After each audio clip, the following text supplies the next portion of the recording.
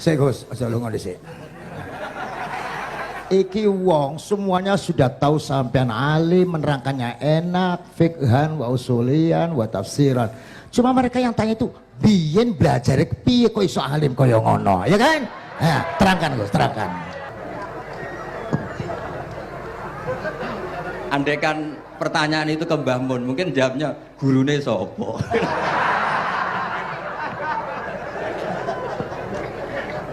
Tapi mungkin kalau ke mbah-mbah saya ya juga babanya nih Biha juga Mbak Abdul Aziz, mungkin putuku.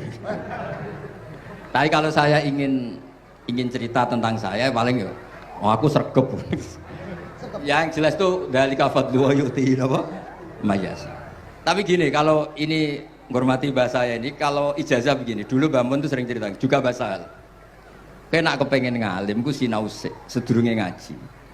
Ya, misalnya kamu ngaji takrib atau ngaji wahab sama Mbah Mun, kamu baca dulu Sebelum ngaji. sebelum ngaji. Nah, setelah dibaca, misalnya kamu baca rofa, kok Mbah Mun baca jer, kamu baca jer, Mbah Mun baca rofa, berarti goblok tulen. Karena semua teori Anda kok salah. Ya, misalnya Mbah Mun baca wadakaro sopo al musonifu, kamu baca wadakaro musonif. Berarti kan goblok banget itu.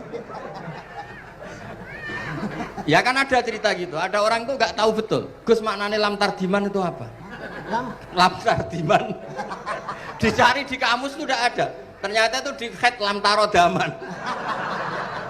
Dia baca satu lam tardiman, dicari di kamus sampai hidup mati lagi ya nggak ada. Nah, jadi kamu baca dulu, misalnya di bab head lam taro naringali sopo mar'ah daman ing geteh. Ternyata ngaji Mbah Mun paginya jadi baca lam taro daman. Jadi kalau kamu malamnya baca lam tardiman loh kok. Jadi itu kata Dewi Mbah Mun mergo sorokan kabeh santriku sorak mungkin. Carane ngecek kebenaran Anda yuk maca sik. Nanti kalau kemiripannya 50% ya separuh alim. Kalau 70% ya serondo alim. Tapi nanti kalau kemiripannya sampai 100% dan berkali-kali, ya berarti kan sudah luar biasa. Jadi yang ngaji sama Ki Mustafa, Ki Niam, saya mohon santri-santri itu belajar dulu. Biar bisa ngecek nanti guru saya baca kayak apa. Waduh salah ya Gus. Kenapa lah? Waduh salah. Karena kiai itu kalau salah ya mau ngalah. Ini ceritanya Mbah Mun betul. Ada kiai nggak tahu apa kakean mergawe, kakean politik nggak tahu. Wal babi lan walang.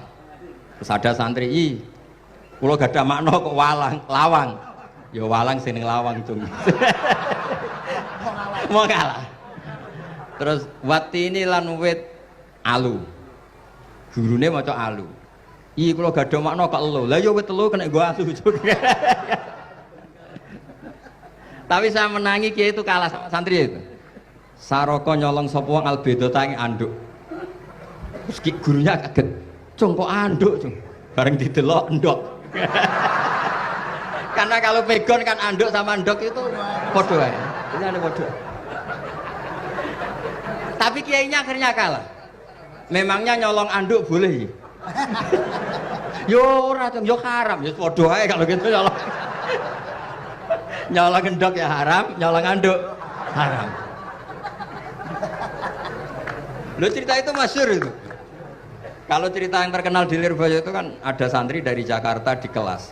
Gurunya bilang Ja'a Zaidun, Zaid datang. Waro'a itu Zaidan, saya melihat.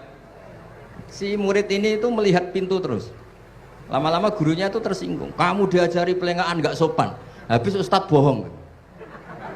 Lah kenapa bohong? Katanya Ja'a Zaidun, Ra itu Zaidan. Zaidnya mana?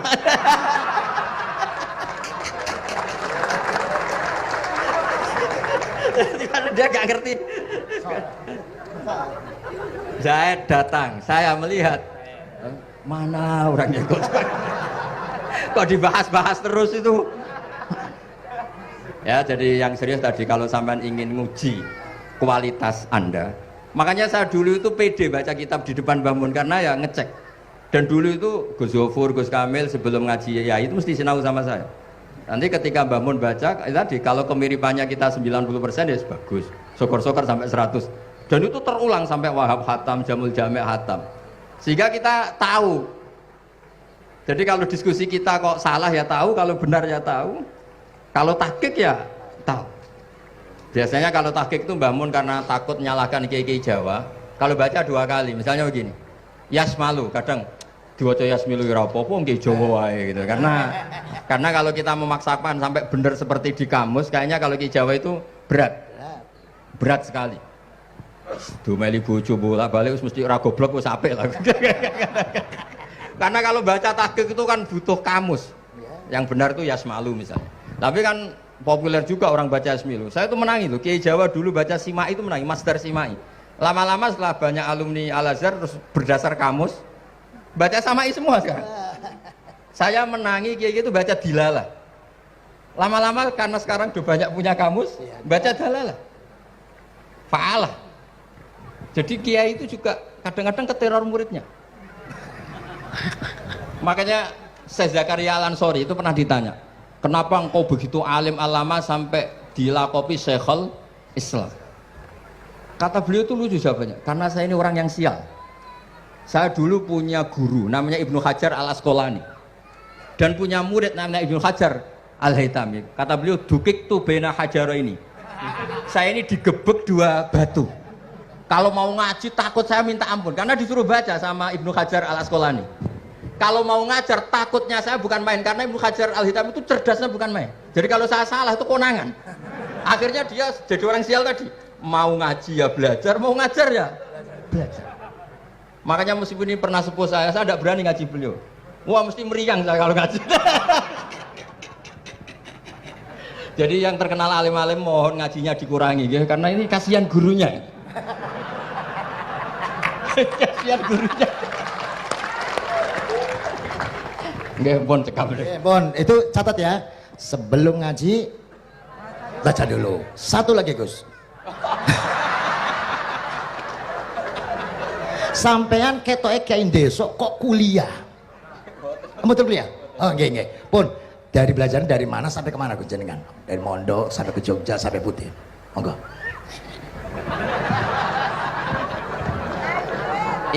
Ini karena sesuai kontrak, nggak boleh nyulayani janji sekali aja Sekali tak entekno gitu. Jadi sebetulnya kalau di ilmu, saya kan sering ketemu ahli geologi, ahli sosiologi. Sebetulnya di ilmu kita, saya kan lama di Jogja dan itu yang saya pakai juga ilmu zaman di pesantren. Misalnya sosiologi itu kan ada mukadimahnya Ibnu Khaldun. Itu kan teorinya luar biasa. Misalnya begini, kenapa Rasulullah itu harus dari suku Quraisy, suku yang sangat terhormat di Mekah? Itu secara teori sosiologi loh, bukan teori nubuah. Kata Ibnu Khaldun, Nabi itu mesti final dzori kaumi itu aneh. Saya ulang lagi, Nabi itu final dzori kaumi pasti aneh. Nah masa aneh-aneh ini ditoleransi oleh umatnya karena beliau dari suku yang terhormat. Coba kalau dia dari suku, beliau dari suku yang hina, pasti pas aneh-aneh langsung diadili. Ya kalau di NU lah, ndak Gus Dur kok bikin aneh-aneh di NU kan langsung tuntas. Tapi berhubung Gus Dur itu Mbah Hasyim, orang itu mentoleransi, bahkan mengira jangan-jangan teori beliau lebih baik ketimbang kita. Nah makanya terus kata Ibnu Khaldun, ma ba'atsawu nabiyan illa fi mana'atin min qaumin, tidak ada nabi diutus kecuali dari kaum terbaik supaya masa-masa transisi ini nggak ada perlawanan. Nah itu namanya sosiologi. Sehingga beliau ngendikan, ini versi tarikh bukan versi Ibnu Khaldun saja. Ketika sahabat disuruh hijrah karena disakiti orang kafir Quraisy, lah engkau sendiri ya Rasulullah, saya ini orang Quraisy, nggak akan ngalami yang seperti Anda alami. Nah itu namanya sosiologi. Begitu juga matematika. Saya sering ketemu pakar matematika dari UI, dari UGM. Misalnya bilang zakat kan 2,5% misalnya zakat tijar. Saya bilang kalau ngitung itu porogapit, padahal kita zaman sekolah porogapit itu pantangan. Tapi saya bilang saya punya matematika lebih cepat. Apa itu Pak Ba? Kalau manggil saya Pak Ba. Kalau di kitab disebut rubu'ul usyur apa? Jadi bertahap. Misalnya 1 juta, usurnya akan 100.000. Setelah 100.000 rubuhnya 25.000. Itu kita tidak usah pakai catatan bisa. Nah itu matematika Arab. Makanya orang Arab tuh nggak bisa nulis, tapi matematikanya cepat karena bertahap. Misalnya 1 miliar ya cari aja usurnya 100 juta. Berarti rubuhnya 25 juta. Berarti 2/5, 2,5-nya 1 miliar itu 25 juta. Tapi kalau orang Arab bilang itu rubu'ul usyur. diusurkan dulu baru dirubuk. Misalnya 6, 2/3 6 berapa? Orang Arab bilang sulusan. 6 sulusnya 2. Sulus 2 kali berarti 4. Sama misalnya zakat zuro. Zakat zuro itu kan al-usyur sama nisful usyur. Berarti misalnya kalau tidak disirami, ya, tidak biaya, zakatnya itu 10%, berarti per 100, 10. Nah sekarang kalau 10 ini kan berarti 1/10. Lah nanti kalau disirami pakai biaya, namanya nisul usyur, berarti 5.